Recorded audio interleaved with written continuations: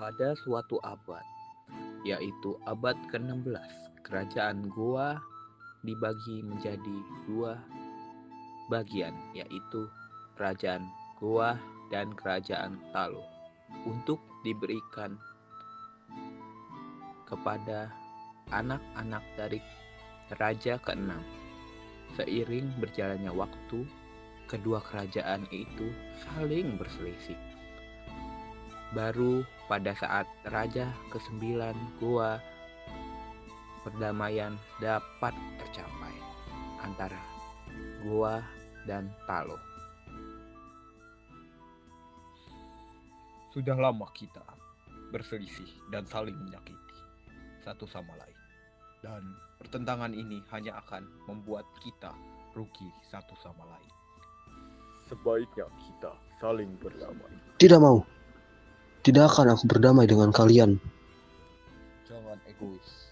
Kamu tidak memikirkan bagaimana kesejahteraan rakyat kita.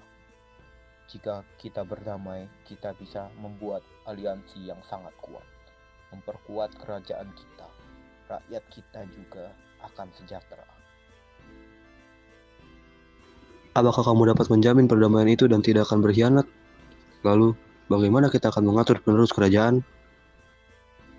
Iya, jika kita harus membuat perjanjian, bagaimana jika penerus raja berasal dari Goa dan Perdana Menteri berasal dari Talo?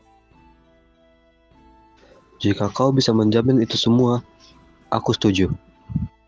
Dari situlah kerajaan Goa Talo mulai bersatu menjadi kerajaan yang sangat berpengaruh di Pulau Sulawesi.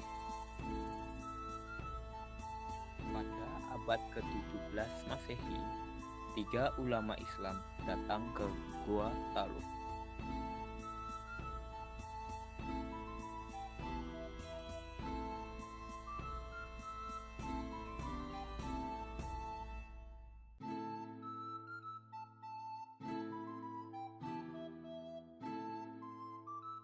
Beberapa tahun kemudian, Sultan Alauddin mengeluarkan dekrit yang menyatakan Islam sebagai agama resmi negara.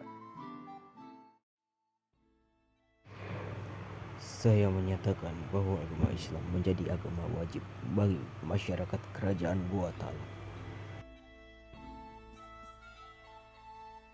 Sultan Alauddin menjadi sosok yang sangat mendukung penyebaran Islam di wilayah, bahkan ia mengirim utusan untuk menyebarkan agama Islam ke kerajaan-kerajaan.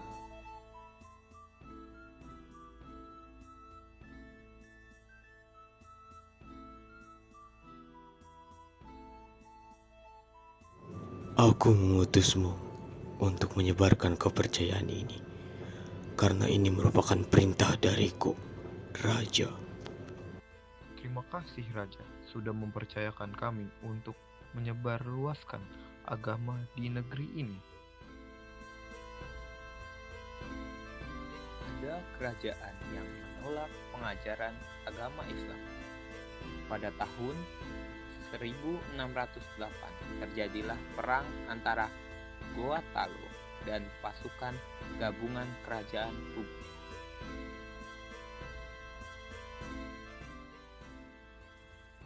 Maafkan kami Raja, saya sudah mencoba menyebarkan kepada wilayah-wilayah lain, tetapi beberapa wilayah tersebut menolaknya. Baiklah, tidak apa-apa. Raja, kerajaan gabungan wilayah Bugis menyerang kerajaan kita. Segera siapkan pasukan dari darat dan siapkan kapal untuk bertempur. Baiklah, tuanku.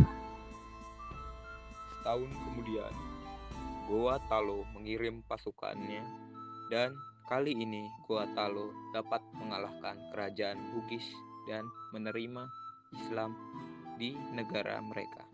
Perang ini dinamakan Perang Musuh Aseleng.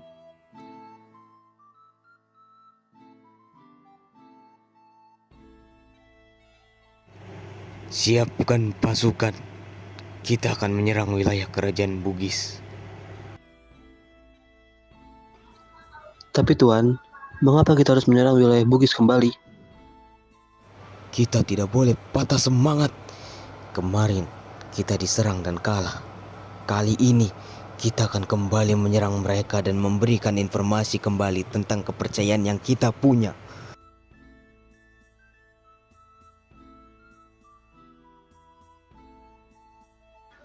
Baik Tuan, saya akan memberitahu kepada prajurit lainnya. Datanglah kapal-kapal besar dari barat, yaitu Portugis dan VOC. Tahun 1627 sampai 1630, kerajaan Guatalo bertempur melawan VOC.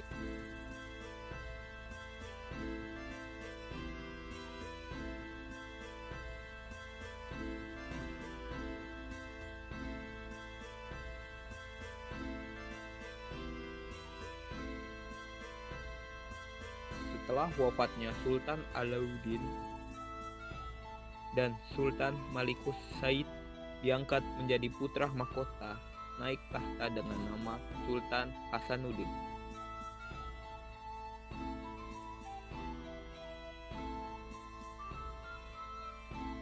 Tahun 1660 terjadi pemberontakan yang dilakukan oleh Arung Palaka dari Bon.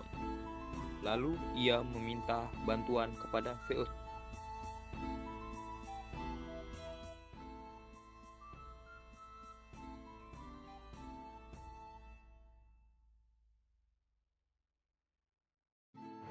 Bisakah kalian membantuku untuk menyerang kerajaan Guatalo? Tentu saja kami akan membantu Anda untuk menyerang kerajaan Guatalo. Beberapa bulan kemudian terjadilah perang kembali antara VOC dan kerajaan Guatalo di pelabuhan Somba, Popu. Karena serangan itu, Guatalo terpaksa membuat perjanjian damai dengan VOC.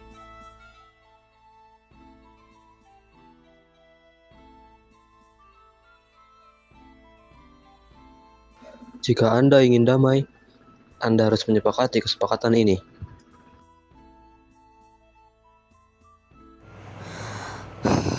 Baiklah, aku akan menyetujuinya. Tetapi tidak meredakan perselisihan antara mereka. Pada tahun 1665, sebuah kapal milik VOC terdampak dan dirampok para pejabat. Saat VOC melihat kapal ia diserang dan pasukan tewas semua, lalu VOC meminta pertanggungjawaban kepada Sultan Hasanuddin, tetapi ditolak. Bagaimana bisa kau membunuh semua pasukan kami? Kalian semua harus bertanggung jawab atas semua ini. Tidak bisa. Ini pasti hanya rencana kalian saja kan? Mana mungkin? Baiklah, jika kalian tidak ingin bertanggung jawab, lihat saja pembalasan dari kami. VOC kembali dengan membawa pasukan dan pasukan Arung Palaka. Terjadi perang habis-habisan.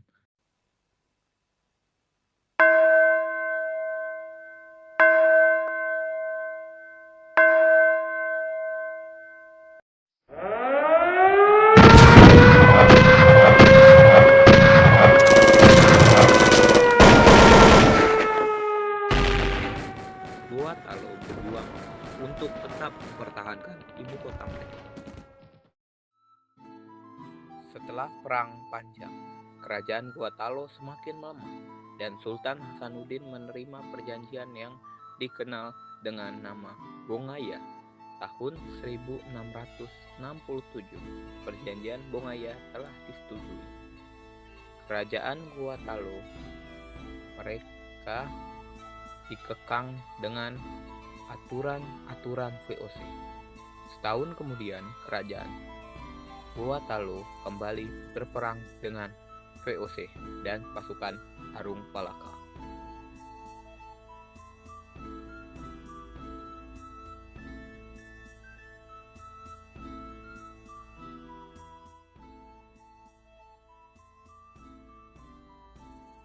Baiklah, aku akan menyetujui perjanjian ini. Baik, dengan ini kita harus menjalankannya sesuai dengan perjanjian itu.